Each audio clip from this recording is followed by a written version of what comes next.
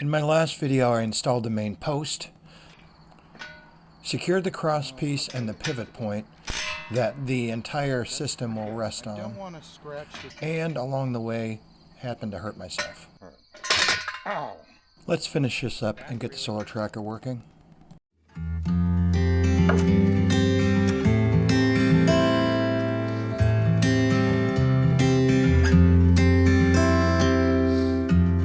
Okay, I happen to have a socket for the impact driver. I am not going to use the impact driver. I'm just going to use it to hold that in place. Oh, maybe that's not going to work. Okay, I don't need the impact driver attached.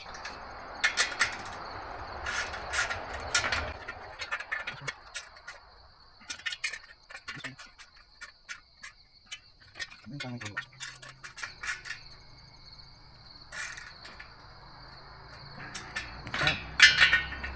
And there we have it. That's that step completed. We're moving on to step 5. Step 5 is going to use 2 of the E-rods. They look like this, and it looks like they're fairly universal, so shouldn't matter which placement I use. And then 8 screws from screw bag 5, and it's going to be a similar setup with lock washer, flat washer, and then nuts on the bottom. So they're going to attach right here. This is going to be tricky because this thing pivots. So how can I fix that? I'm going to see if I can get a clamp and maybe get an F clamp on there to give this something to rest on so that I'm not fighting it the whole time. So a lot of my challenges are doing this stuff by myself. A lot of these operations are very easy if you have 2 people, one to hold it, one to do the work. So you have to come up with creative solutions, and I'm just going to try and use this F-style clamp. See if I can get it placed here properly like that, and then tighten it down like that. Now this is held in place. I don't have to worry about it flopping all over the place, and I can move on to the next part of the job. Bag number 5 and rod E. There's 2 of these. One will go here, one will go up there. A lot of screws and bolts and washers in here, so I'm going to do the same thing I did on the last operation step, which is to batch up everything, get the bolts together, get the lock washer, the flat washer on, get everything prepped so that I can do this job bang, bang, bang. You guys don't need to watch that. I'm going to cut myself on this knife. You don't need to watch that. You saw me do it on the last one, so I'm going to pause and we'll come back when I'm getting this on. All right, now that I've got all my little pieces connecting hardware batched up and ready to go, I'm going to go through the operation on one side of this, get one of these connected, and then I will do the other one off camera because it's exactly the same, just on the other end. You want to make sure your orientation is right. When I look at the drawing for this step, I see that there's 2 holes on each end of the bar, nothing else in the middle. So when I look at these bars, there's definitely 2 different sides. We have this side that has, as you saw, 2 holes on either end and nothing in between the connection points. But if you flip it over, now you've definitely got one that has another connection point on here that's not on the other side. So that's going to be going down. The question is, which side does it go on? Does it go on that way or does it go on this way? So let's take a look. I'm going to have to go up a couple steps to see what connects to that. Wow, okay. Not super helpful. So this is that bar that we're looking at putting on right here. And that's going to connect to the actuator. So there's a little, I don't know if you can see that. Here's the bar, the E-bar that we're talking about. There's a little bracket that goes on the E-bar and attaches the actuator to the side of the pole. Now this one actually has it labeled west here, which is this side. And that's the west side there. So it's going to have to be on this side, the west side, so they can connect the actuator to these items down here. So the actuator doesn't connect to the pole, the actuator connects to this rod that's sticking down, which means this, when it goes on, needs to have these holes to connect that actuator on this side. So I'm going to do that now.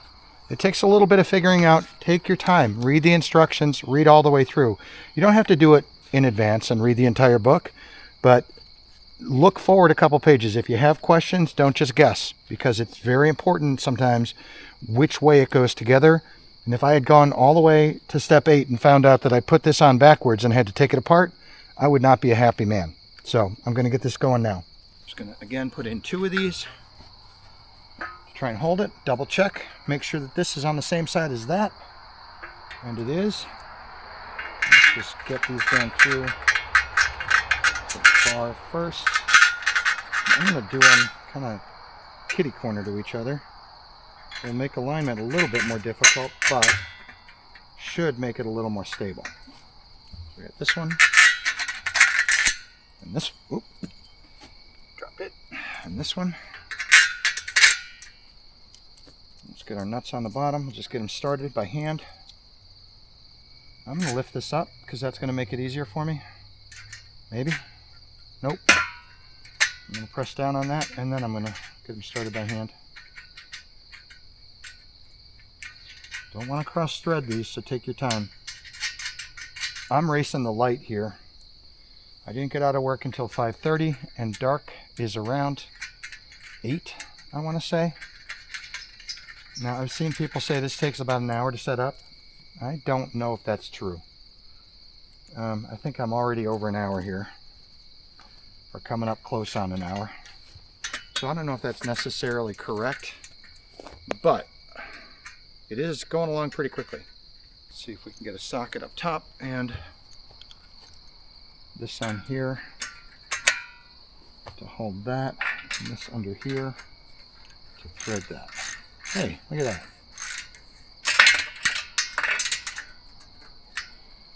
Works like a charm. Okay. Again, I don't know if it matters which order you do these in.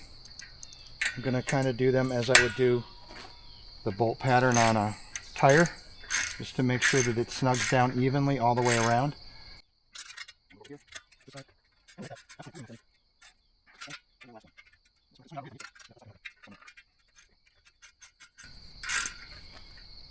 Would it have been easier to use the impact wrench to put these on? Yeah, probably. But I don't want to over tighten and snap one of these off. And I don't want to under tighten it. That's it. So now you can see these holes are on the same side as that. That's going to help me get my actuator in place later. I'm going to go ahead and do the other side and then I'll come back onto this project. Now we've got I think the next step is going to be our unistrut, and the unistrut is going to make it look like a solar collector. So let's take a look at that now. So this was the step we just completed, step 5. Now we're on to step 6. That's going to require 4 pieces of unistrut. That's the silver stuff you see on the table back there. 2 of the shaped connectors, which are also silver or galvanized. They look like small pieces of unistrut. And then a steel connector that's going to slide inside the unistrut. This is a step that a couple of people have missed. That's what's going to make the connection between the 2 pieces of metal that are just bolted together strong. So I'm going to make sure I don't miss that step. And it looks like you assemble the unistrut first, and then you connect it to these pieces using these U-bolts.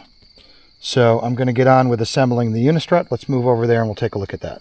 So we've got these 2 center pieces. Those are going to go inside the unistrut. We've got these 2 center pieces. I believe these slide outside the unistrut like that. And then we have our bolts, which would be screw bag number 6. And you can see all of our bolts were back to big old M12 or M16 bolts and nuts. Doesn't look like there's any washers on these ones. And those are what we're going to use. Yes, those are what we're going to use to do the connectivity.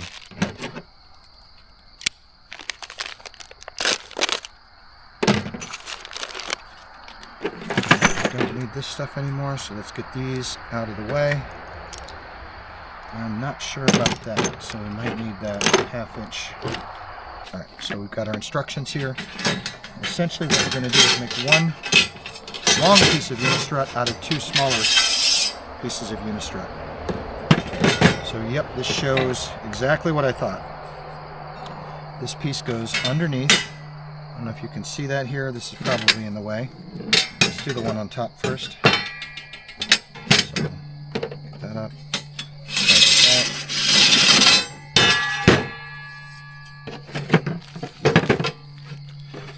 Yeah, I knew that was going to be a little bit of an issue. So this goes underneath. The steel piece goes inside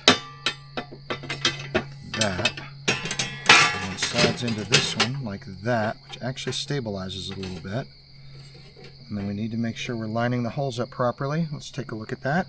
It's maybe an unnecessary level of detail, but you can see outer sleeve, 2 pieces of unistrut, and then our steel piece is connecting all of it together.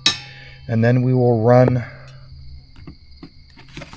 according to the instructions, these M bolts are going to run down from the top, and then our nuts are going to go on from the back. So I'm probably going to have to flip this on its side to do that, so I'm going to put the camera down. I know I'm definitely going to need one of these hex wrenches. That one right there, that one is a, hard to read, I think it's a, let's see what it says here. So it says it's an M10, which should be a 5 mil hex wrench. So let's flip this on its side and see if it holds together. Yeah, pretty good. So these are going to go through here, out through the back. Looks like we got a little bit of wiggle room there. And I'm just going to follow my own advice and get the nut on to try and, not tight, I'm just snugging it down just to try and make my job a little bit easier here. Then I need to flip this, slide this around so I can get this lined up on the holes. So I'm going to try and get the other end in place. And with those 2 ends in place, that should give me what I need for the other one.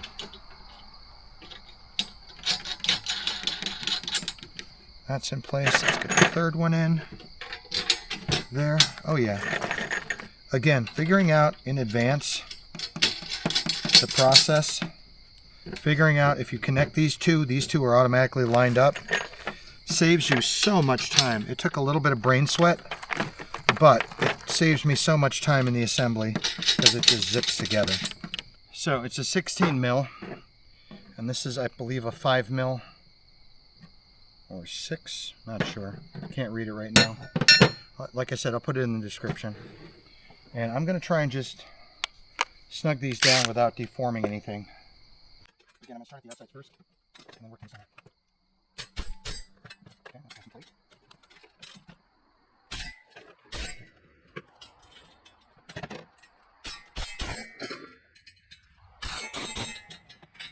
Double check. Look at the structure of the holding solar panel. Especially if I these, to make sure it's solid. So there's one rail together. I'm going to go ahead and put the second rail together, and I'll be back. So we have our unistrut rails put together and secured. So the next step is we're going to attach those unistrut rails to our cross pieces, which are piece, I think, C? Yeah, B, C, E. The unistrut goes to piece E, and we're going to use these U-bolts. And you can see they've got these flat washers that go underneath, and then a couple of smaller nuts, which I'll have to figure out what size those are, and then the U-bolt down through the top. I wasn't sure if this was going to help or hurt, but you can see it's a lot more stable now. I have a video on making jigs, how to make your life easier with a simple jig. while this doesn't probably technically qualify as a simple jig, it does the trick, and it absolutely makes this job easier.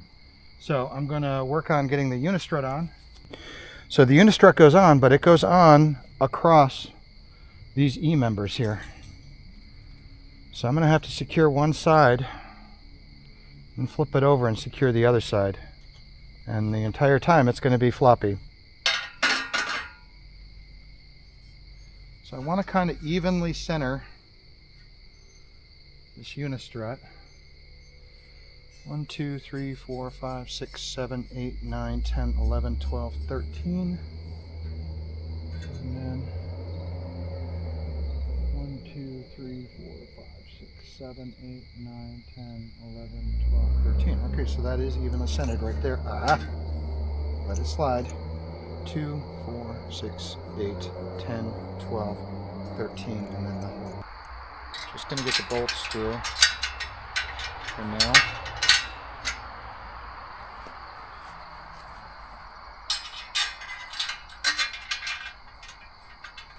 And that should help me to keep this sort of in the position. That wasn't too bad.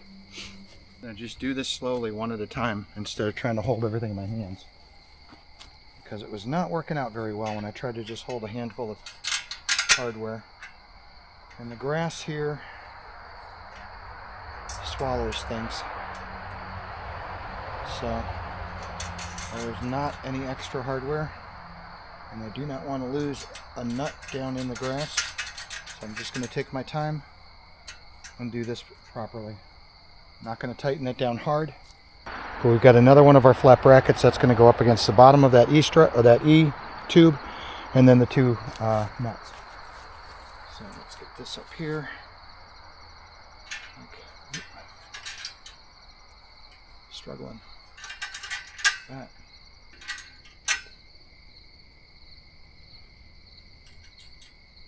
Get on there. And again, if you back the nut in the opposite direction, it'll help you catch the thread. So if you're fighting against a nut to go on, what you can do is turn it in the opposite direction of tightening, and you'll feel it drop down into the threads eventually. And then you can just zip it right on. All right, this is a 10 mil socket. So I'm going to grab that, tighten these up, and then we'll move to the other side. And thankfully, because this is a U-bolt, I don't have to have anything on the other side of it. I'm just going to crank them down. All of these nuts have like a little tooth pattern on the back of them, so they actually tighten up really well, and then they don't back out because of that tooth pattern. It holds them in place. Let's get this side tight. Yeah, this side's a little bit looser than the other side, and do these evenly just to make sure that that's laying flat on the channel.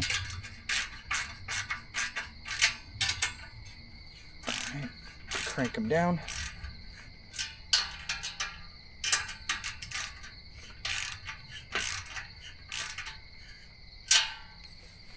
And that's one side. So hopefully you can start to get an idea. Panel's going to run this way, and then it will swing east to west to follow the sun. It'll be at probably about that angle. I'll look the angle up. There are calculators online that you can get based on your longitude to tell you the ideal angle. I believe in this area at this time of year, I think it's about a 30-degree angle, roughly. I'll look it up, and then we'll use that to set the front angle. That's a fixed angle because this is just the Ecoworthy single axis tracker. So it's only going to shift from side to side, and then the angle will be fixed. This was about, I want to say it was about $250 on sale. That is, I got it from Amazon, but that I think is also Ecoworthy's price when they have it on sale. So if you're interested, I'll put the link in the description. I'm not affiliated with Amazon. I don't get any money at all. My channel is not monetized, so I'm not getting any money, but hopefully you guys won't have to go through the struggle that I did to find the tools and techniques that I'm creating as I go along here. Anyway, I'm going to go ahead and get the other piece of unistrut on, and that might be it for today. The rest of it is a little bit more complicated and involves the actuator, and I would much rather do that in the morning instead of fighting against the light, and I still have to get some dinner. So I'll see you guys in the morning. All right, I am back at it. It is the end of a day. As you can see, the sun's already behind the trees. It's Friday. I got off work a little bit early so I could run into town and get some additional bolts and nuts and washers. And that is because I do not have standard solar panels. I've got this Ecoflow foldable 400 watt solar panel. Now, this racking system was designed to be used with a standard solar panel, so the clips and brackets that they came with it are designed to go onto a much beefier panel that's at least 1.5 inches thick with a metal aluminum frame around it. So I'm going to have to adapt this so that it works with my solar panel setup. What I've done is, you can see on this solar panel for the Ecoflow, it has these grommets that are integrated into it. So I've measured the width of the solar panel, which is unfortunately wider than this. That means that I'm not going to be able to put the bolts through the grommets directly on here, because one side would be hanging way off and not connected at all. So I made a trip this morning, 6 o'clock, before I went to work, and went to Lowe's and picked up this 10-foot section of unistrut, and I cut the pieces in half at lunch, and now I'm ready to start using these to ground down so that hopefully there's no sharp edges for me to cut myself on. And then I bought a setup with a lock washer and a regular washer and a 3/8 inch bolt. And the idea is, I've marked where these need to sit on the unistrut up here, and I've marked on the unistrut where the outside edge of that should also sit. So I will bolt down through that piece, through this piece. The nut will be on the back here, locking it all in place. This will be wide enough to keep it in there and allow me a little bit of wiggle room while I position it. And I suspect I'm going to need to wiggle it a little bit. And somehow I'm going to have these 4 pieces of unistrut. Only 2 of them I think are what I'm going to actually connect it to. The other 2 will be, I'm going to make the connections tight. The other 2 pieces of unistrut will be supporting members to give it support underneath, so when the panels are at an angle, they're not just flopping around in the wind. And if I find that it's not sturdy enough, I can always go get some additional nuts and bolts and secure those as well. So the first step is to finish up the construction on the regular Ecoworthy system, which I still have a bit to do. I've got the front angle support, I've got the rear angle brackets that go onto the actuator, and I've got the control panel that needs to be set up. I'd like to get all of that done and get the solar panels attached tonight. But as you can see, I'm already running out of daylight, so I better get to it. So where we left off was here, step 7, and that is the next step. That is going to be connecting our brackets. We've got 2 of these white linear activator stand brackets. One of them is, again, remember, going to go on the back side of this brace, and the other one shows one of them mounted here on the front. Now I'm assuming this is for the stationary angle bracket on the front. It is. So we're going to get these small white brackets, and then bag number 7, screw bag. So we've got 2 silver linear actuator stands, white linear actuator stand, and then 6 of these 25mm hexes, which are in screw bag number 7. The audio on this portion of the video is terrible, but I'm just installing the first bracket using a bolt with a lock washer. Later I'll install the remaining brackets that'll allow me to hook on the mobile actuator.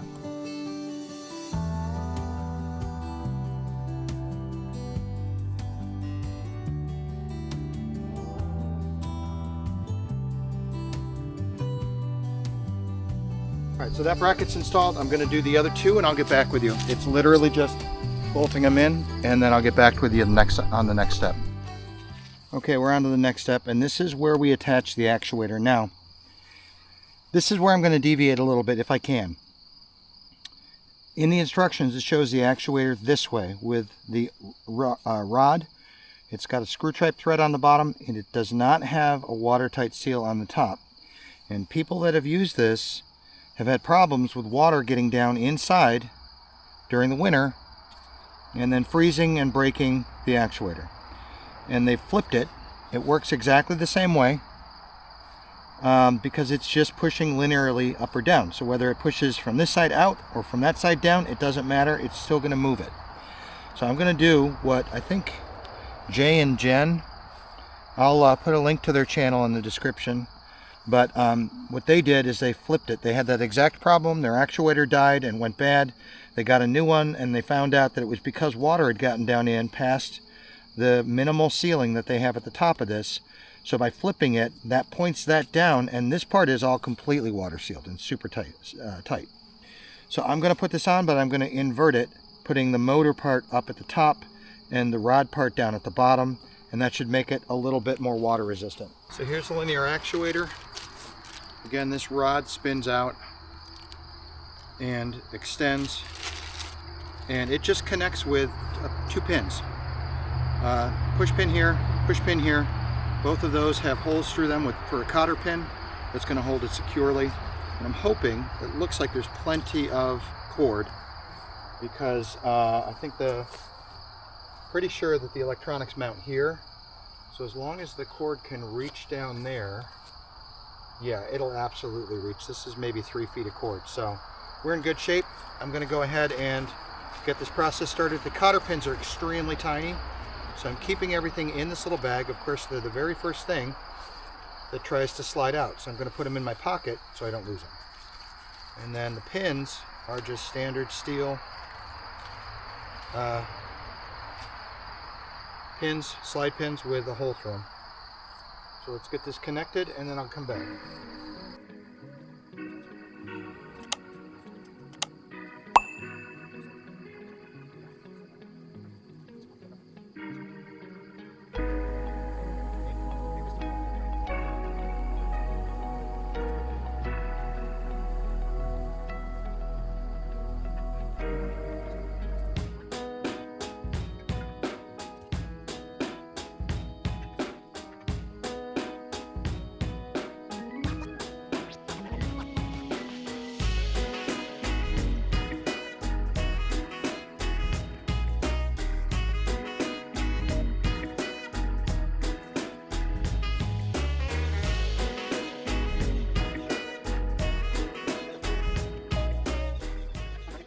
Completely misread the instructions. The 2 silver brackets were for the linear actuator. The white bracket was for this piece.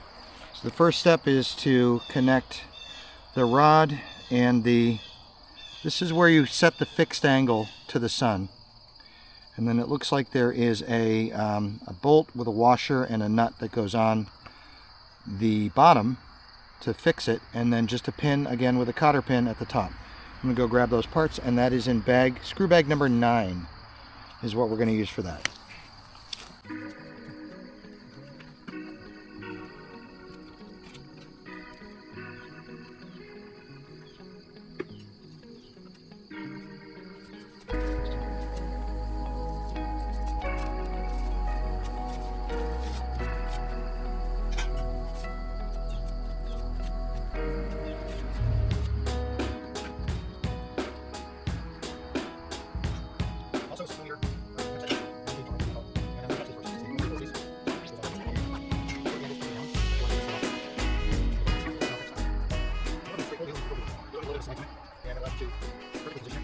Not struggle against exact placement. It's a smart idea from manufacturing too, because if they had like a minor manufacturing defect in where this hole got put into this vertical pole and the holes had to line up perfectly, it would never catch.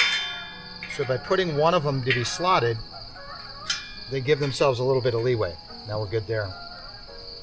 The last bit is to secure the top with a cotter pin and the bottom with another hex bolt. This has got a slide on it and 2 washers as well as a lock nut. So I'm assuming that 1 washer goes on either side to sandwich, yeah, to sandwich the angle bracket here. We'll do that one last. And then the pin and the cotter pin go on the top to make this part of it stationary, and it looks like it's the same on either side, so it doesn't really matter which side you do. So I'm going to do this through there, get our cotter. Well, let's turn the hole a little bit so the cotter pin doesn't immediately drop out. I'm going to spread the cotter pin.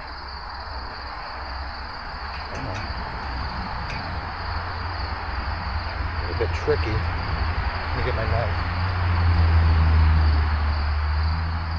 Not a whole lot. It's a tiny little cotter pin. And that's exactly what I didn't want to do.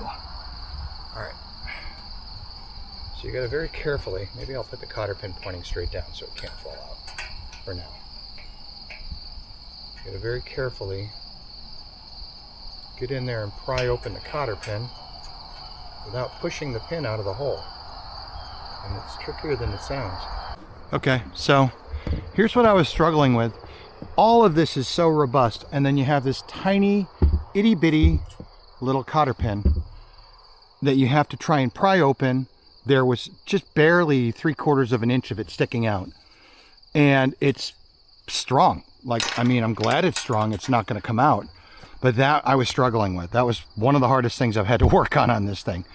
All right, the next part should be relatively easy. It's just a bolt with a nut and 2 washers, and then I'm going to set my angle here. I'm going to look that angle up. I'm going to look that angle up online. I think it's pretty close to 30 degrees, and 30 degrees should put us right around here, maybe a little bit slightly less angled this time of year, just because the sun is down behind the trees a bit. So it might be anywhere between, you know, this is 0, that's 15, that would be 10, that would be 5. So these are at 5 degrees. So that would be 20, maybe 25 degrees to 30 degrees, somewhere in that range. So I'm going to figure that out, and then I will pick it up after I get that connected. Okay, well, surprisingly, I found that for this latitude, is it latitude? This elevation, whatever position on the globe I'm in, that the winter angle is like 45 degrees. Which makes sense. That's going to be the lowest angle. We're not in winter yet, so I'm going to set it at 40, and I can adjust that easily enough. It's just a 4mm wrench and a 10mm socket. And so I'll try it out at 40, I'll move it to 45, I'll move it to 35, I'll find the ideal angle. I'm not going to be here in the actual winter, but we're getting close now. Fall is coming early this year. This time of year, the sun gets lower, so 45 degrees makes sense. So I'm going to set it to 40, like I said, and then we'll play around with it. Okay, next step is the sunlight sensor. So this is going to go on the north end, which is going to be the top of the array. And the sunlight sensor is going to sit, I believe, like that. When I look at the instructions, it's designed to sit down in there, and then I've got these 2 little bolts in screw bag number 10, and I'm going to get to doing that now. This is the difficult part. Now everything is in the air.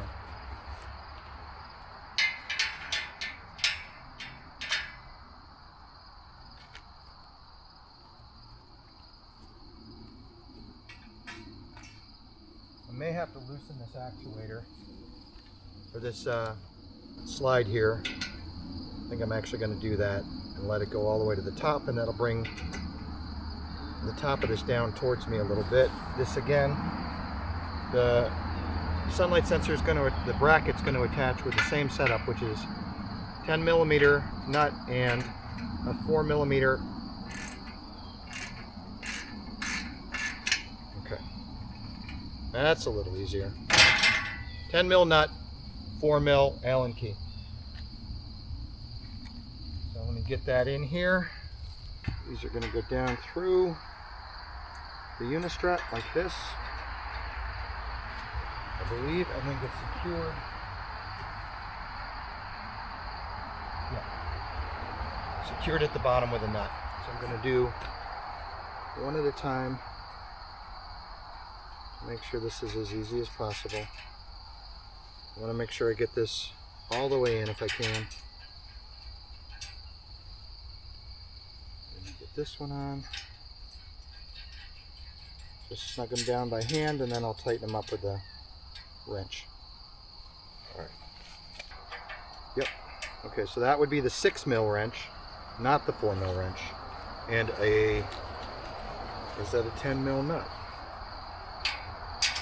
It is not a 10mm nut. It's a 13, let's try that.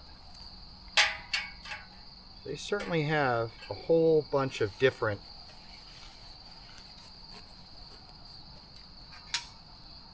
size things. All right, I'm just gonna get this in here real quick.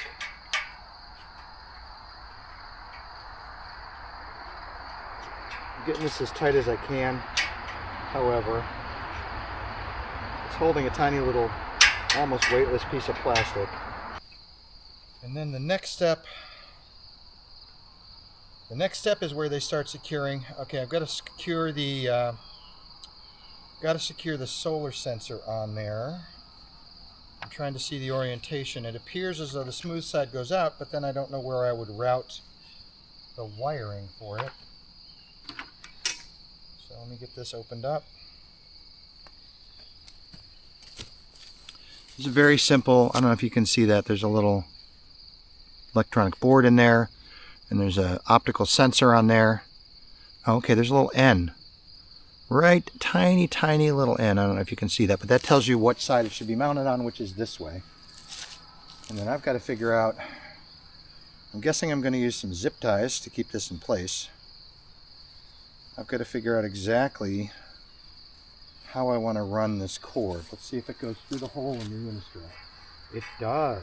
Okay. Well, that gives us options. So when you're securing the solar tracker to the solar tracker bracket in the electronics box with the hardware, the electronics package, there are 2 of these in a small plastic bag with a bunch of other screws. But you can see they have a small flat washer, a small lock washer, and then a Phillips head screw. And they're the only ones that fit onto this bracket, and they thread right into the bracket itself. And we're back. So I've got my Phillips head screwdriver.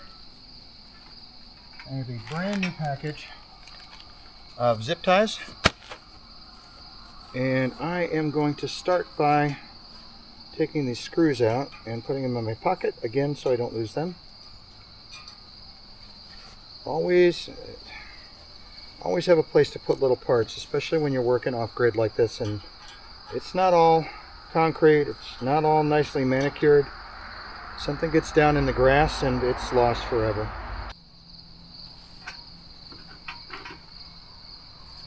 Alright, so read the instructions carefully.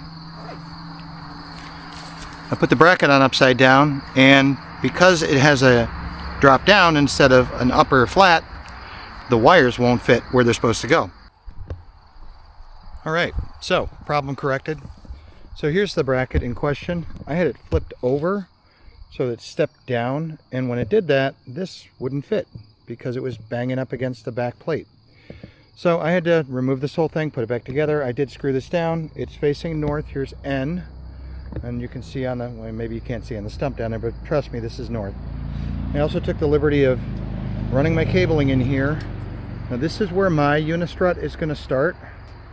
And so this whole area will be open. So I'm comfortable having this zip tied here, and then from there on, once I get the panels on, I will run it along and zip tie it further down on this unistrut here to make sure I've got a nice tight fit. But before I continue, just to tidy things up, I'm going to go ahead and snip this off. It's always good to make your work nice and tidy.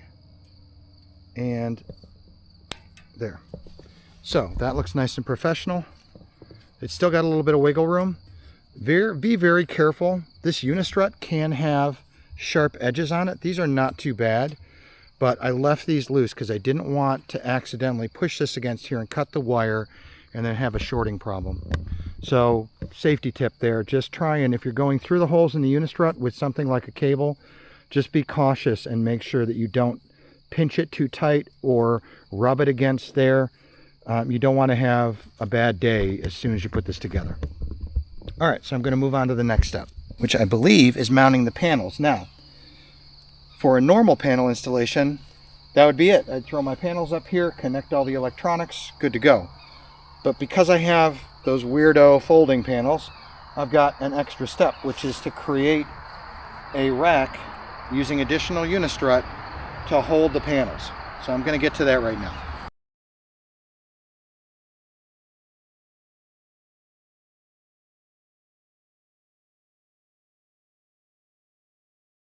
So I have the additional unistrut attached. I hope you can see that is a little bit wider than the width of the solar panel. This is where it starts to get tricky. I have got to get this solar panel, which weighs probably, I don't know, 50 or 60 pounds, up on here without it falling down, and attach it using these connectors that I bought. And let's go take a look at those. I bought a bag of these spring nuts. So these are designed to slide in the unistrut, and then a bolt like this 3/8 inch bolt will go through here and screw, if I did the calculations right, screw down in. And that's going to give me the ability to put pressure on this. So the spring will be on the bottom of the solar panel and the washer will be on the top of the solar panel, and you start to see how difficult this is going to be with one person. So yeah. I may need to level this out or figure out some way of building, again, a jig, or get an extra set of hands somewhere. I don't know where I'm going to do that. I'm going to try and figure that out, and I may be back tomorrow, just because it is already 6:28. You can see the sun is nowhere to be seen. There's still maybe an hour of light, but I was working and just barely being able to see last night, and it was about 7:30, 7:45. So I'm going to try and make headway with this, but I am not going to damage my solar panels rushing. So that's where I'm at right now. Okay, here's what I worked out. I preset up some of these bolts with the spring nuts that I showed you before, and then I used a tiny piece of duct tape, Gorilla Tape, to secure them. So these are going to be resting points for most of the solar panel's weight until I can get this last one in place and secured. And in theory,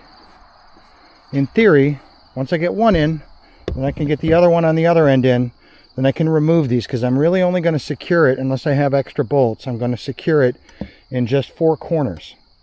There's plenty of support here, and that should be plenty to hold it in place. So I'm going to try and struggle to get this up here, and I'm going to turn the camera off because there might be some swearing involved, and then I'll come back once I get it. If I can get it set up there, I'll come back. If I can't get it set up there and figure it out, I'll come back and let you know that, and I'll try to come up with a different approach for tomorrow. All right, thanks. Okay, progress. It's not centered on the array. I don't know if that's going to be a big deal as far as balancing the weight. I may have to wind up moving these up a little bit. You can see I've got 2, 4, 6 holes up there and only 3 holes down here. So that's 9, 4.5 would be ideal. These don't penetrate. Well, they do penetrate, actually. I take that back. So once I get the other set on, and you can see I spent a little bit of time, and I need to work on that a little bit more. I spent a little bit of time trying to line up this hole with that. So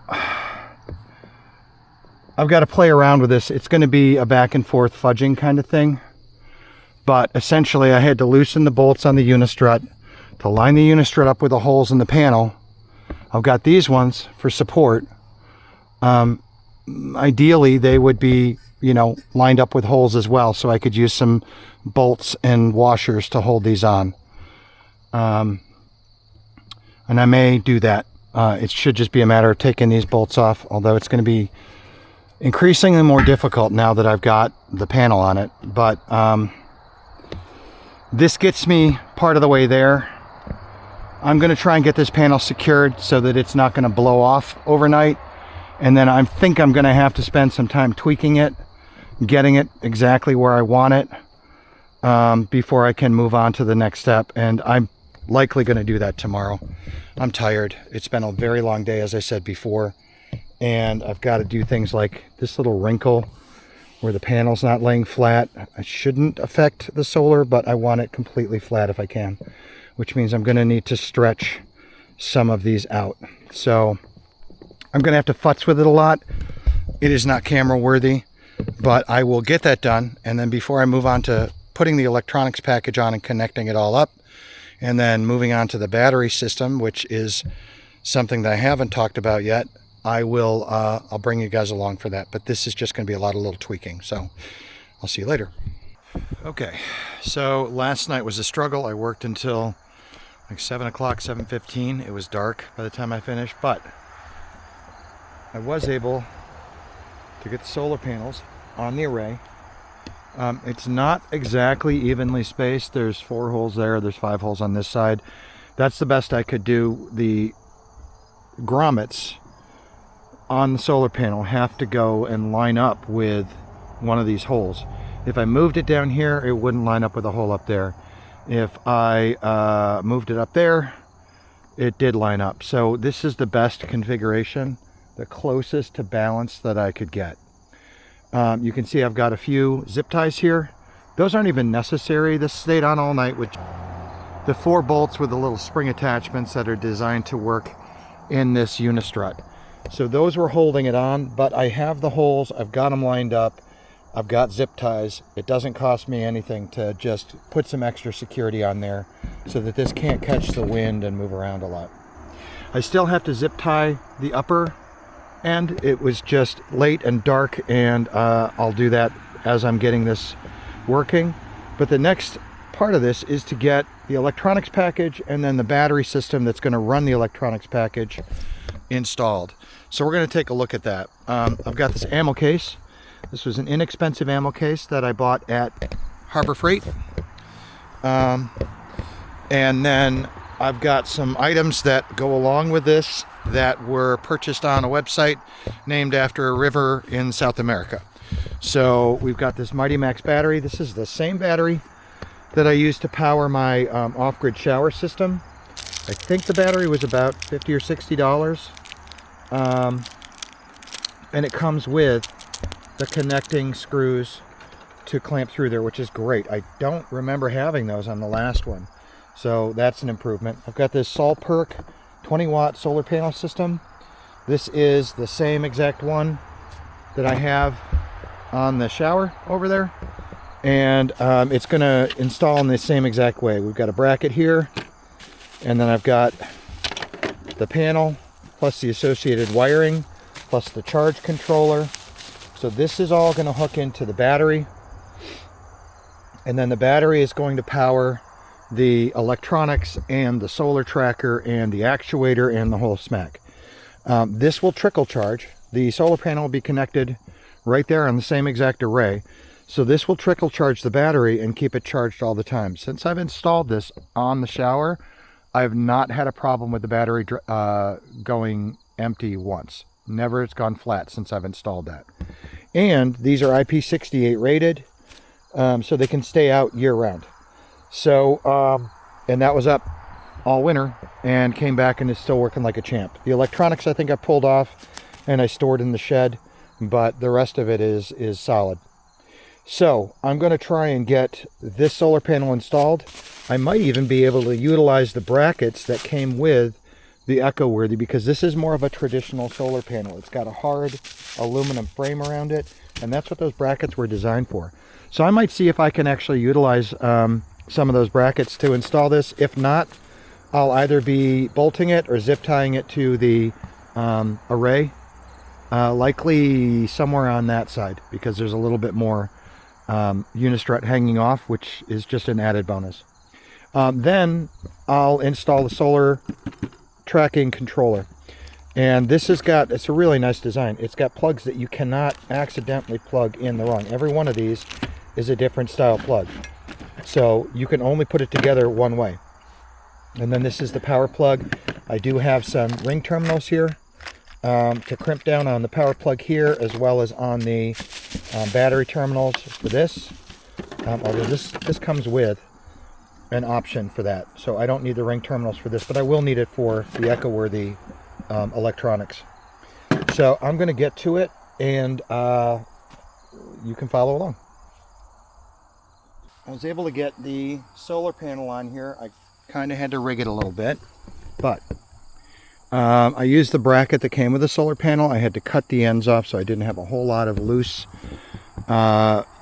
metal hanging off, and because I cut the ends and I broke the paint on it, I wanted to ensure that I weatherize this a little bit, so I had to paint it copper because that's the color paint I have. What I was able to do is run this up underneath here to try and catch one end there, zip tie this through some existing stuff, and then I had to drill a couple of holes here. I don't know if you can see those, but a couple of small holes here to get another zip tie through on this end, and use one of the brackets. So I was able to use one of the brackets. Unfortunately, none of the other sides are anywhere near unistrut, as you can see. So this one's close, but it has to connect to this one because of the way the brackets work. So there's no way to use the brackets other than this one. But this is solid, and again, it's not, nobody's going to be swinging off of this, so that should be fine. Here's my connecting cable that is going to go to the charge controller, which I have to mount someplace. I'll figure that out. It may be right on the side of the battery box down there, which I'm going to do temporarily. There's plenty of cable. I know from experience it goes all the way around the outside of the shower and is able to reach the other side, and that's 8 feet. So I have plenty of this cable should I want to move the battery box, which I think I'm going to at some point. But for now, I'll likely just throw a few screws into the back of it to secure it to the side of the stub down here. And then I need to drill some holes around the perimeter to allow venting for the battery. And I'll drill them up underneath the lip to keep them waterproof. So even if it rains or snows on it, that will be fine. Now this is a temporary situation. This is only for the next couple of years. But I want to make this as solid and weather resistant as possible, so I don't have to redo this at any point in the near future. And eventually I'd like to take this whole setup up the side of the hill to where I'm going to have that like weekend getaway cabin. I've already got plans for a like part log structure, part A-frame. I'll see if I can find the images, and I'll put an image of it up there. I've designed it in SketchUp. But the next step here is, now that I've got this properly secured, now I can start hooking up all the electronics and this whole thing can come to life. So here we go. Okay, we have a little bit of construction to do before we can attach this stuff. The first instruction for the single track controller is to install metal fixing base on the outer case of the controller. No more torque than 3 nanometers. I'm just going to tighten it by hand and not torque it too hard. So what we're talking about here is this bracket. There's 2 of them with the associated screws. This is a really nice kit. It comes with everything. And then those are going to attach to the back of this tracking system. Unfortunately, they don't give you a really good picture of exactly which of the screws in this bag you're supposed to use. So I'm going to do what I did before, which is to grab the one that looks most likely and see if it threads into the hole. And that does. And this one is a much larger thread pattern, so that's not ever going to fit in there.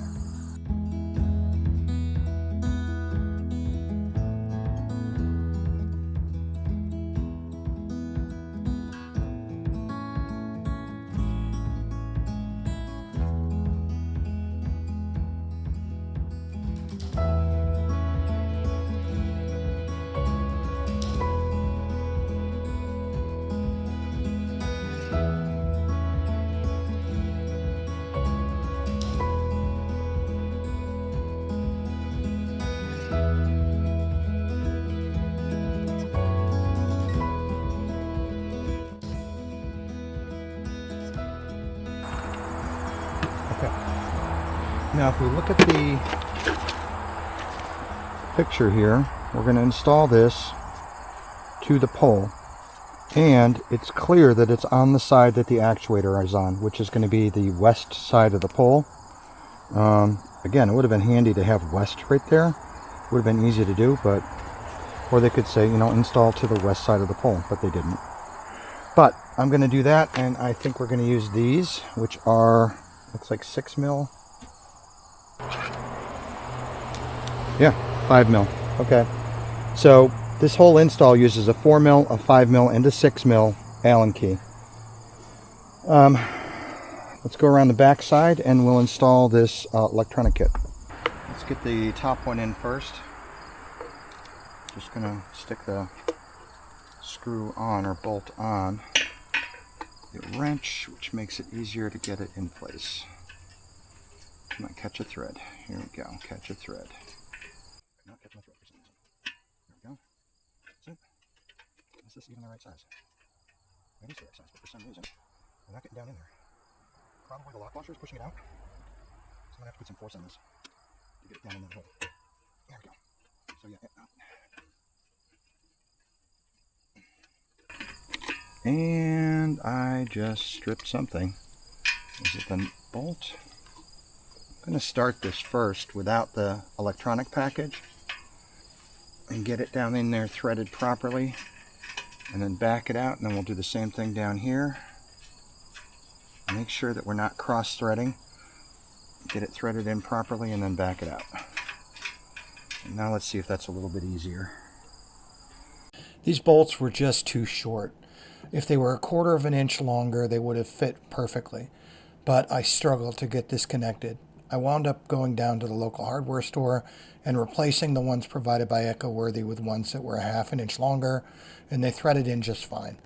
There's plenty of size inside the tube to handle this, but the manufacturer made these much too short, and it was just frustrating for about 15 or 20 minutes. Alright, let's take a look. Connecting the cables, that's the next part of this. So we've got a cable from the solar tracker, we've got a power cable, and then we have the actuator cable. And so they're going to plug in, and then there's waterproofing nuts with gaskets inside that are going to screw down tight on those.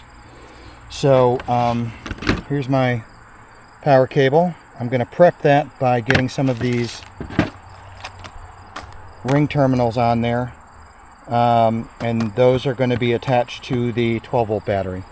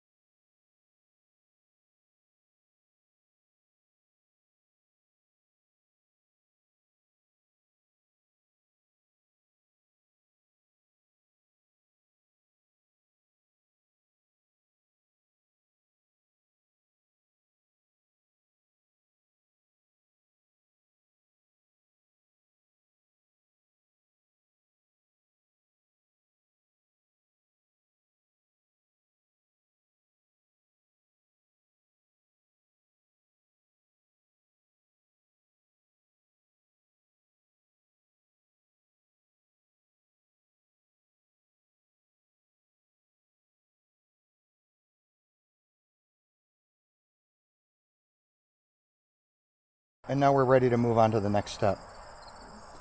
And that step is going to be connecting. I'm going to start with connecting up our battery terminals to the battery, our wires to the battery terminals, let's say. So I've got the red and black here. This is for the solar charge controller. I'm going to strip those back a little bit. Pop this off, pop this off. Not sure if this is fully charged when it comes, so we'll find that out. So let's get this on, get this on. This is going to be the red side. So red, red, red. Goes through there. We'll get this connected to, hopefully, to the battery terminal without too much of a problem. Bolt, and I see already in part of my plan that's not going to be great. Now I've got to get the screwdriver on the back side of this and try and tighten it down. See if I can actually get it tight enough. I think I can. Yeah, that looks pretty good. Again, it just has to make contact. We're not holding up the Eiffel Tower with this. So that's our wiring for a battery. So I'm going to leave that be for now. So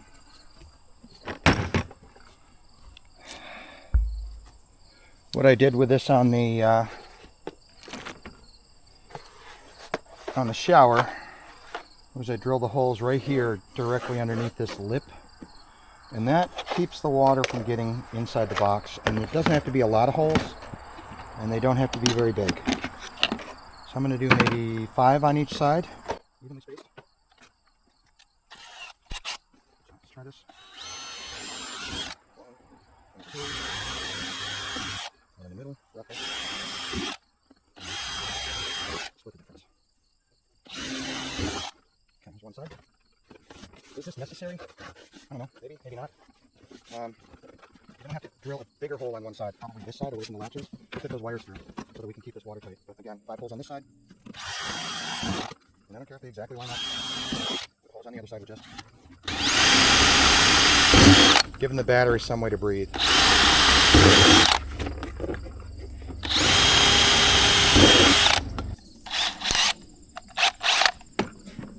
Again, right up underneath the bottom here.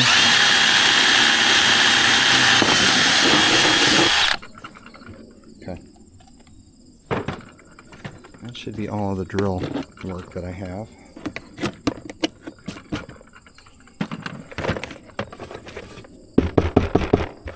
I am going to undo the battery work that I did to get these wires on here, and then slide the wires through that hole, and then I'll be back. So I took this all apart, slid the wires through, and then put this back together. And then this just goes inside the box. That's it. So this will get sealed up, and there's a silicone ridge around the inside that makes this watertight. It's not airtight anymore because I drilled the holes in it.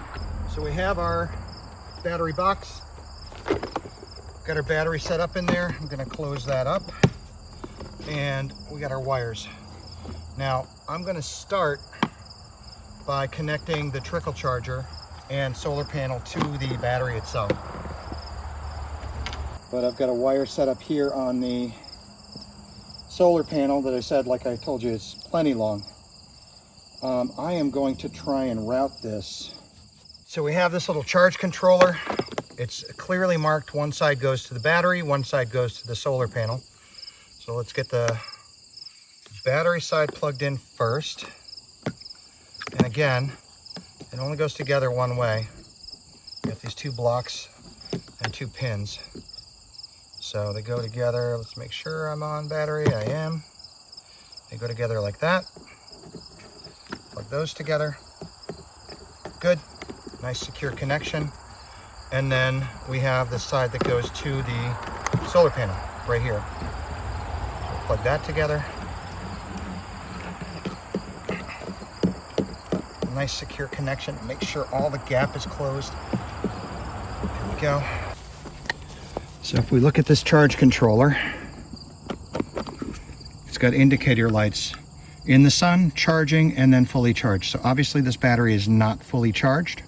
Oh, look at that. There's a little tray on top. And I'm going to mount this directly to the top of this, and then I can see at a glance how it's doing. My genius idea, which wasn't my idea, to invert this so that the water couldn't get down into the cylinder, didn't work, because this cord is so short that if I had done that, it would have just yanked out as soon as this panel started to tilt. So I had to take a quick break, recalibrate this, and move it around so that it is in this position. I may have to just disconnect this so that it hangs down during the winter when I'm not here. or figure out some way of wrapping it in a plastic bag. I'm not sure if you're seeing that, but up here, I could take this pin out and wrap it in a plastic bag and then just let the whole thing hang. That would leave the panel flopped loose, which I'm not keen on either. I'll figure it out.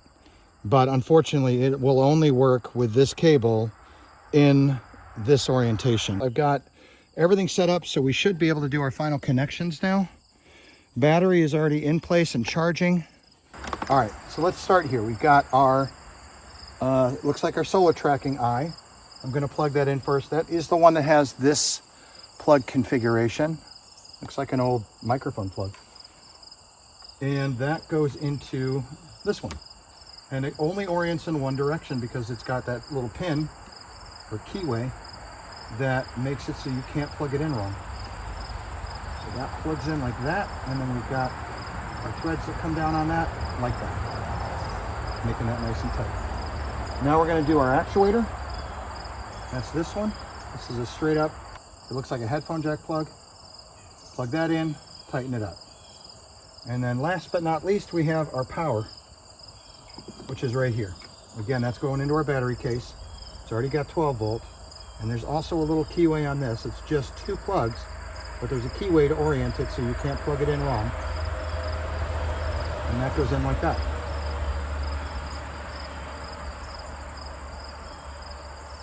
Now, the system's not on yet. So I'm gonna leave these wires all loose until I see the full range of motion. This one I think is gonna have to hang like that just because it's gonna have to follow this. Yeah, so I'm going to just neaten up the wires a bit so that at the bottom here we don't have this opportunity for it to catch on the edge of the box. I will zip tie those and then I'll show you guys the final results here. Actually, the one thing I haven't done is I haven't plugged in the solar power yet. Now I have 70 feet of solar cable, and so this will run from the location here, from here over to my tent, which is approximately 58 feet. I could have gone with 60 feet, but it would have been a little tight. And I want to make sure that I don't have to worry about stressing the lines. I'd like to actually bury it where it comes across the trail in some conduit eventually, and that's going to require a little bit of extra cabling. So I'm going to get this connected up. This is not a great day, very overcast, so I don't expect to get a lot of sun. Tomorrow is supposed to be sunnier, and so I will show you the after readings when I get good sunshine, and I'll give you my final review on this. Hopefully tomorrow will be a sunnier day and I'll be able to get a better measure of exactly how much solar power I'm going to get off of this. Okay guys, as you can see, the sun's come out a little bit, and let's take a walk over to the tent. I don't know what framing is like. Go take a walk over to the tent and see what we're doing for solar. Now I can tell you that already this panel in this location would have been shaded, and that's because at this time of year the sun is so low that it's down behind the trees already. So we would have not had ideal solar. I might have gotten 40 watts. That amount of shading is enough to drop it down. If you shade any one of the panels, because those 100-watt panels, the individual ones are in series, if you shade any one of those panels, you're shading all of the panels. And that's enough to drop it considerably. Where it is now, and this is not an ideal day, it's partially cloudy, we're drawing 151. I've seen it spike up to 165 watts. So this will move up and down. This is this number here. So that's the input number. The output number is 0. If I turn on my USB and turn on my fan, you'll see the output number kick up. So if I turn on my fan, see if I can get this to focus, you'll see the output number tick up to 5 or 6 watts. That's what that little USB ceiling fan draws. But it's going, the sun is going in and out of clouds, And you see it's dropping to 95, it's up to 138, 144, 149. And so it will do that throughout the day. You're never going to get, unless you have complete blue sky with no cloud coverage, and it's in direct sunlight, you're never going to get the full wattage out of the panels. Today's a terrible day to test this because it's been cloudy all day long. So I am going to come back to this tomorrow when I have a complete blue sky, because it's supposed to be gorgeous tomorrow, and we'll check our numbers. If I can consistently even get 145 or 160 watts, that is still way more than I would get on the fixed position of the solar panels. And it's going to be in sun longer, because that position over there doesn't get shaded, not until the sun goes completely down behind the trees. And that's at about 6:30. Even when the sun is partially behind the trees, I'll still get 30 or 40 watts. So I'll come back to this tomorrow and give you a look at the expected total output, and then we'll talk about strengths and weaknesses, what I liked, what I didn't like.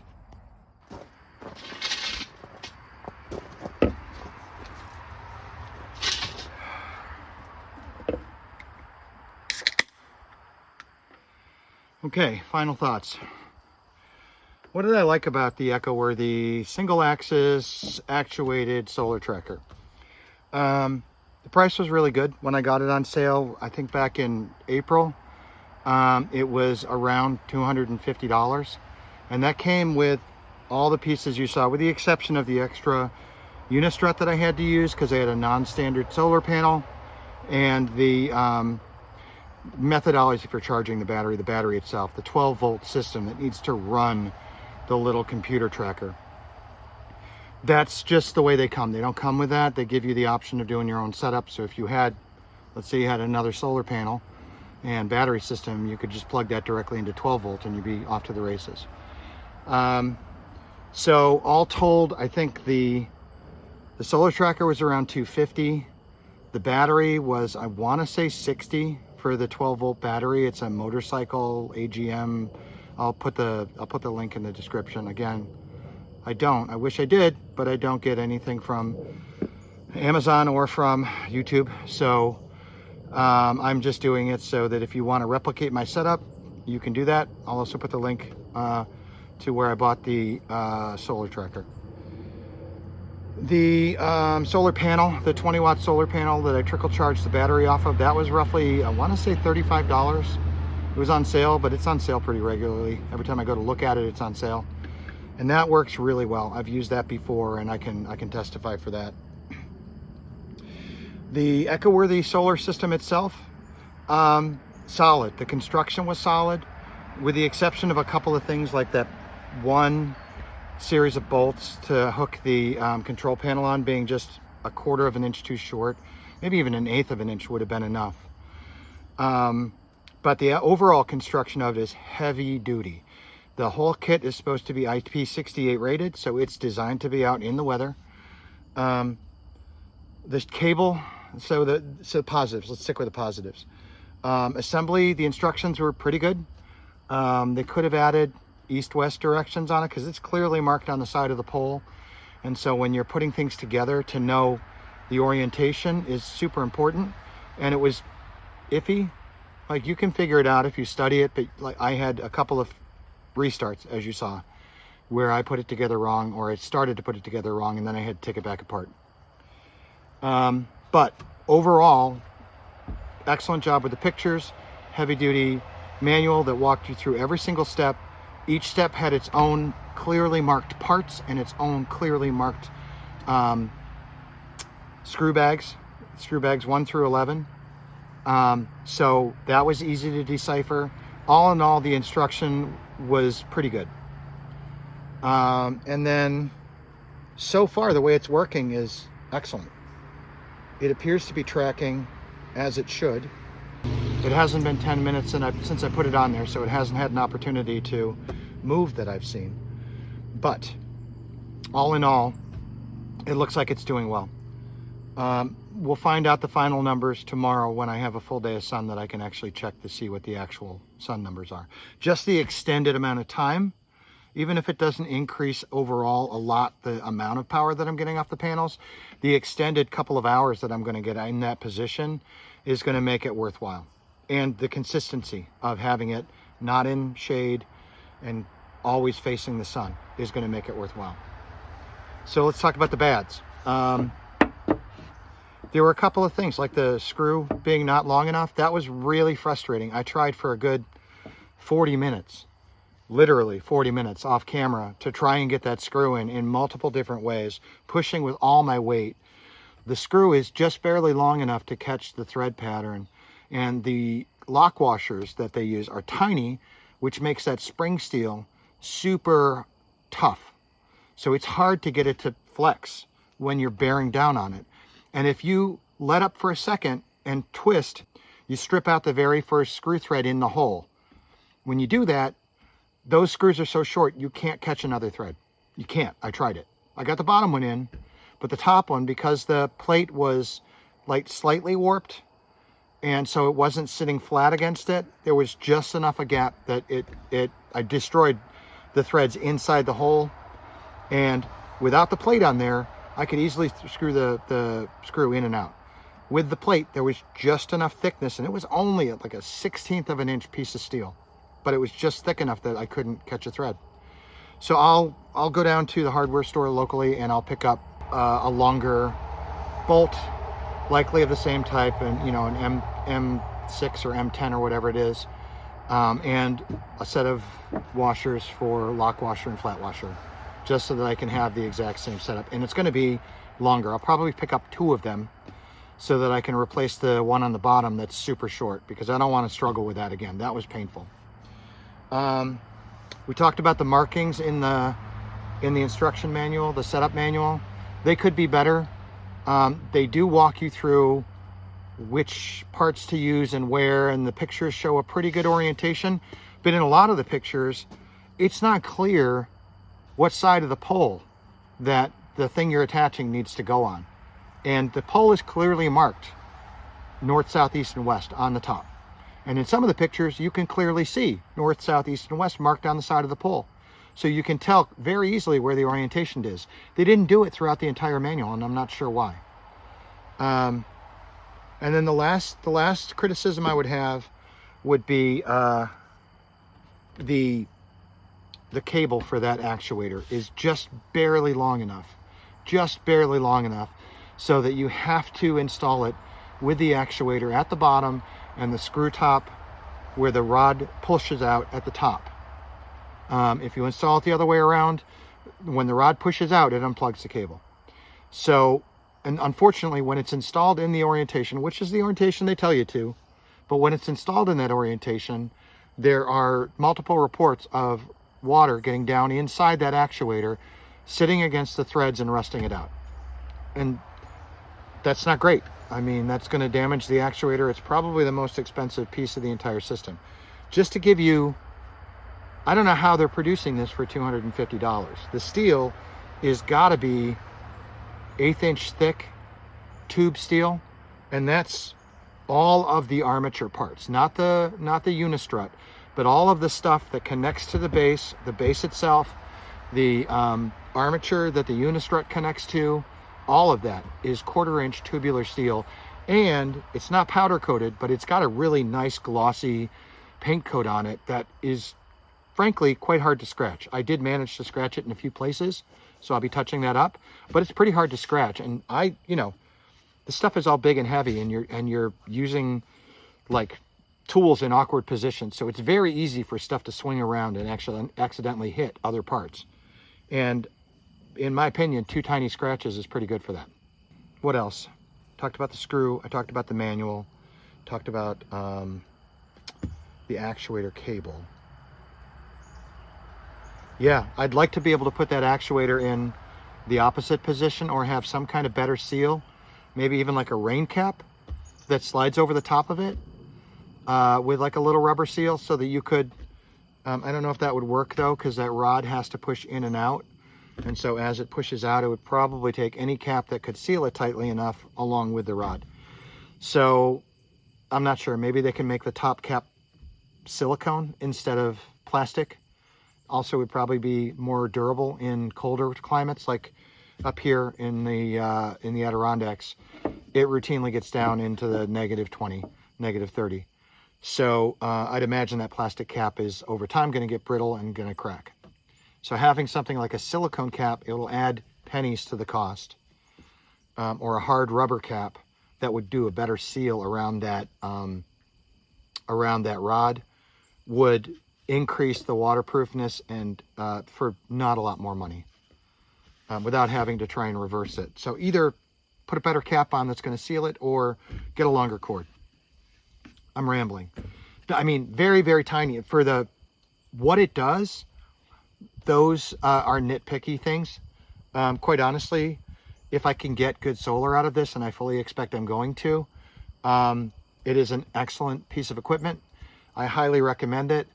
And it is much better than having to worry about trying to get absolutely ideal positioning for a fixed mount solar array. It gives me the option of testing it. Like where I've got it situated is where I'm going to build my barn.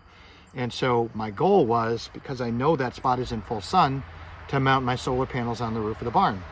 So if this proves that that's a good position, I've proven that I can A, capture sun with this actual setup, and B, capture the appropriate amount of sun with my permanent setup that's going to be mounted on the roof of the garage. Because that is the one spot, it's in full sun all day, it faces directly south, because the garage is going to run east-west, and the roof will have sides that face north and south. So yeah, conclusion, out of 100, I'd probably say like a 90, I'd say 98, maybe 97. The screw thing that's just frustrating. And it was just literally a 1/16 or an 1/8 of an inch longer would have made all the difference in the world. And that's just, you know, the tolerances on that were just too tight. And then the cabling, if they could put a longer cable on the actuator so that you could flip it over, or like I said, seal it better. Flipping it over is probably the long-term better solution, just because even a rubber cap is going to, over time, degrade. It's going to age. The rubber's going to get brittle, and then it's going to not seal as well as it did before. Silicone might last a little longer. It's also going to be softer compound, which might get brittle in the winter and break. So there's a lot of pluses and minuses, but flipping it over, the bottom part of it is sealed up tight. Absolutely perfectly waterproof. So if I could have flipped it over because I had a longer cord, this would be a non-issue. As it is, I think it's going to work out well, and I'm looking forward to it. Thanks. Oh, please, if you have questions, if you have comments, if you like what I did, if you don't like what I did, if you have questions about the materials that I use, please drop a comment in the video. I love to respond. I try to respond within a couple of weeks. I have a lot going on here, and so I'm not always able to respond the same day, but I absolutely read every comment, and I absolutely try to respond to absolutely every, I'm using absolutely a lot. I respond to every comment. I do. I don't have that many subscribers yet, but I will endeavor to respond to every single comment. So far, I'm 100 out of 100. So let me know in the comments if you have questions. If you have questions about the solar array, if you have questions about my battery setup, I'm going to be doing an Ecoflow video to talk about the warranty situation I had where my initial battery, the River 2 Max that I bought a year ago, failed on me, and how that turned out with Ecoflow and what their customer service was like and what that process was like. But if you have any questions about anything here, drop a comment below, because I really do enjoy interacting with you guys. And I most of why I created this channel is to try and help people out, people that have never done anything like this but want to, because you can accomplish this. I'm a 60-year-old man. I'm in the tech industry. I don't work in construction. I've had exposure to construction, and I'm not afraid to try new things, and I'm not afraid to fail. That's the biggest thing you got to be comfortable with. Being uncomfortable, trying new things, and don't be afraid to fail, because you're going to fail, and hopefully you learn something from it, and the next time you try it, you do better.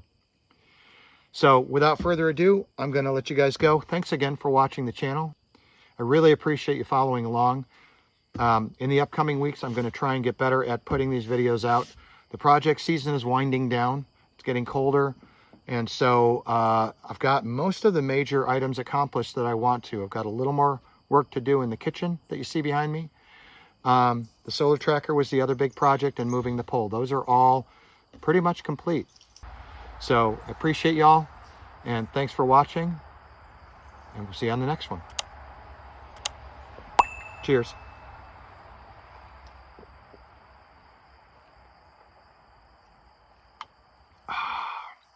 That's well deserved.